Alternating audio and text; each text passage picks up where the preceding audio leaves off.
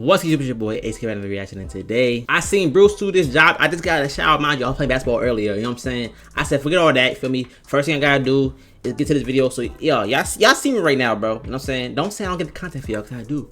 But let's see me talking about that that sub and that like button, and let's get to it. All right, y'all, this is Brew Stew, Bad Landlord. I know he had another house video. I think it was Bad Neighbor. So let's see how the landlord was, cause the neighbor was wilding. Let's get to it. All right. Now, I don't know if you've ever had the privilege of renting a house from a local slumlord before, but, well, it's not as fun as it sounds. Now, most of you know that me and my friend Brewer lived in a crap-hole duplex way back in the day. I've only told 4,000 stories about it throughout my time on the YouTube. Well, this duplex just so happened to be owned by an old guy named Mark the Landlord. My boy that was Mark. His real name. That's how we referred to him. That's how we made out the money orders when we paid him rent. He was Mark the Landlord, the most landlordish landlord of all the landlords. Now, I'm not going to say that Mark the Landlord was a piece of shit, but, well, actually, you know what? That is indeed what I'm going to say. Mark the Landlord was a piece of shit. He was a greedy, mean asshole, and he sure as hell didn't enjoy renting out his place to a couple of Bro, why does everybody have bad landlord stories? Like, every time they have a landlord, every time I hear about the word landlord, it has something bad coming following it, you know what I'm saying?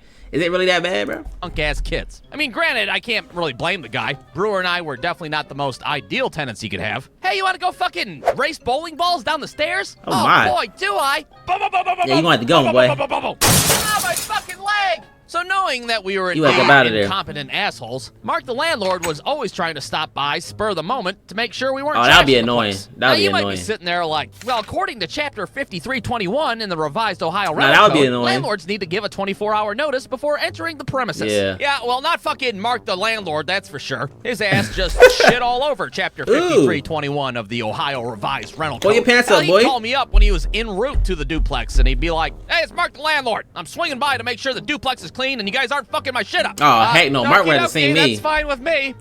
Everything is definitely spick and span here, that's for sure. So as soon as I hang up the phone, I'm like, fucking red alert, the Gestapo's on its way. And then me and Brewer run throughout the house like it's the beginning of a Home Alone movie, trying to make the place look as presentable as possible. 5 minutes later, Mark the Landlord busts through the door like, what the hell's going on in here? Do I smell smoke? Why the hell are you guys so sweaty? Are you guys smoking cigarettes in here? And what the fuck happened to the stairs down here? Damn near looks like somebody threw a goddamn bowling ball down it. We have no idea, do we, Brewer? No. Nope, sure don't. But it was probably that piece of shit neighbor that lives downstairs. Bad so Mark neighbor, the Landlord would then inspect our living situations like he was a goddamn social worker trying to take away our kid. Me and Brewer would just follow behind him like obedient children. How'd we do, Papa? Are we good little boys? Now, it was imperative during these little Gestapo inspections that we kept Mark the Landlord's ass away from the back door. And that is because the garbage. The back door was where we kept all of our fucking garbage. Come on now. You might be sitting there like, why the hell did you guys keep your garbage there? Well, you see, Brewer and I were kind of, what's that word? Dirty? Oh, that's right. Lazy pieces of shit. And when we would go to take out the garbage, we would just throw it out on the landing behind the back door, and we'd just deal with it later. Well, we're not gonna fucking take every single garbage bag downstairs and put it in the garbage can. What are we, fucking training for the Iron Man competition? Well, lo and behold, the nightmare scenario happens one day when Mark the Landlord's over inspecting our shit. All of a sudden, abruptly, he's just like, well, I guess the place looks good enough, so I can't evict you assholes yet. I'll just head out the back door. See you later. All right then, Mark, you piece of shit. You have a good day. We'll see you next time. Wait a minute, the back door? Oh, god damn it, don't go out the back door. This dude opens the back door, and what he sees is not only a week's worth of garbage out there, but 2 weeks of garbage out there. Oh, Lord. Because we forgot about fucking garbage day the week prior. Oh, man, how did all that fucking garbage get there? Must have been that piece of shit neighbor downstairs again, I tell you what. Now, I don't know if you've ever been face-to-face with your landlord and, you know, verbally threatened with eviction before, but it's not nearly as fun as it sounds. Somehow, we convinced Mark the Landlord that this was a one-time thing. Normally, we're good little boys. We fucking take the garbage downstairs. We train for the Iron Man. We do all that happy horse shit. And guess what? It'll never happen again. Thankfully, his ass didn't kick us out on the street that day. But needless to say, our little tenant-landlord relations were a little strained after that. Well, not too long after fucking hashtag Garbagegate 2009 happened, things between us and Mark the Landlord became even worse. Because that's when Mark the Landlord started to have his crackhead brother come around and do some light maintenance to the duplex. Now, granted, I can't say this guy was a crackhead for sure. I mean, he didn't just like come up to me and be like, hey, it's me, Mark's brother. You know, the crackhead? Anyways, I'm here to put up a new eaves trough. No, he didn't do anything like that, but he was sketchy as hell, to say the least. Well, on one particular day, Mark's crackhead brother is in the basement dicking around with the furnace, and right next to that furnace is a bunch of boxes filled with my old toys from childhood. He threw it away? One day, I go down in the basement, and all of those boxes have suddenly vanished. So I go ahead and give Mark the landlord a nice little telephone call. Hello, Shitty Rental Properties. This is Mark the landlord speaking. Yeah, hi, Mark. I'm pretty sure your crackhead brother just stole a bunch of my stuff. What are you talking about? He didn't steal anything, and he's not a crackhead, all right? He's a fucking pillhead, and there's a big difference. So get it straight. Yeah, well, a bunch of boxes by the furnace are not here anymore. Well, he did say he threw a bunch of garbage out because it was cluttered up around the furnace. That bunch of garbage was my childhood, you slumlord piece of shit. Yeah, that's right. Y'all got the boss at that point, bro. All my toys from my childhood were now gone. We're talking my sweet Fisher-Price castle, my mini football helmet collection. I used to always want one of those castle things, bro. Oh my god, that was so crazy seeing that. My goddamn neglected-ass generic Tamagotchi, all probably taken to a pawn shop somewhere, so Mark's crackhead brother could get his next fix. Hey, how much can I get for this Tootie from the Facts of Life lunchbox? Oh, fuck, dude, I don't know, $1.50? You got a deal. After that fiasco, me and Brewer start thinking maybe it's time to move out of the duplex and onto greener pastures. Surely we can find a better fucking rental agreement somewhere with some nicer stipulations. Well, what finally pushed us over the edge was when one day I went to go take a shower and realized I couldn't because the water was shut off. Now, if you've seen my being broke video that I've made 4,000 years ago, you know that us getting utilities turned off was basically a fucking lifestyle for us back then.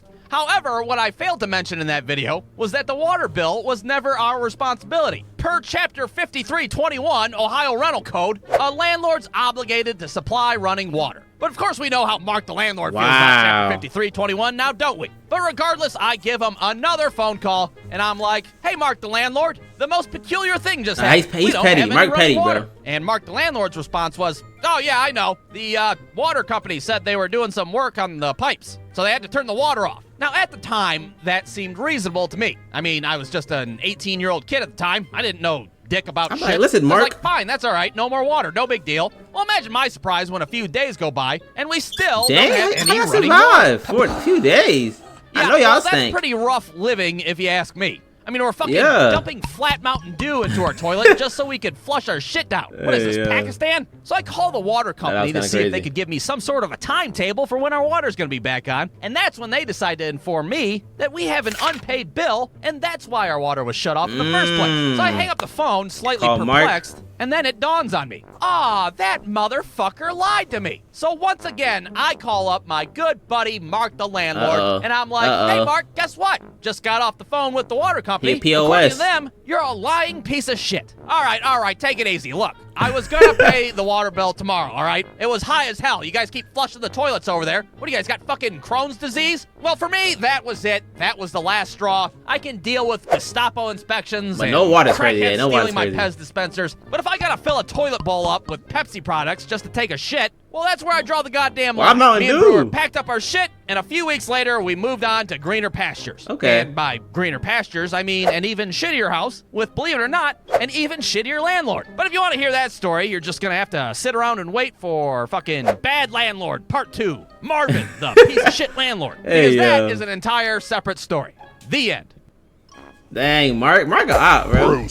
How you gonna turn the water off, bro? You can't live without water. Shout out Eric, bro. Shout out Eric, man. Make sure I go to Boost page, hit that sub button over there. Yeah, I ain't gonna lie, hearing this, bro, definitely makes me want to not ever have to deal with a landlord ever. I told you, every time I heard something about a landlord, there's always something negative following it. Like, it's just always bad. It's always bad stories. So if y'all have landlords out there and y'all have a good story or a bad story, let me know down in the comments down below. Cause they have my man out here pouring flat Mountain Dew in the toilet. You know what I'm saying? I don't know why he choose water. I ain't gonna question it, but that's crazy. But nah, if his brother came in there and threw away my old toy, especially that castle, that specific castle, because I'll tell you something, when I was growing up, I wanted that castle so bad, bro. My mom never got me the castle. But if I had that castle and he threw it away, bro, boy, I don't care if he had a crackhead strength or not, he wanted to see me. But with that being said, that sub button, like what your boy HK. Hope y'all like the video. Let me know what y'all see next, and I need to go to work, so I'm out of here.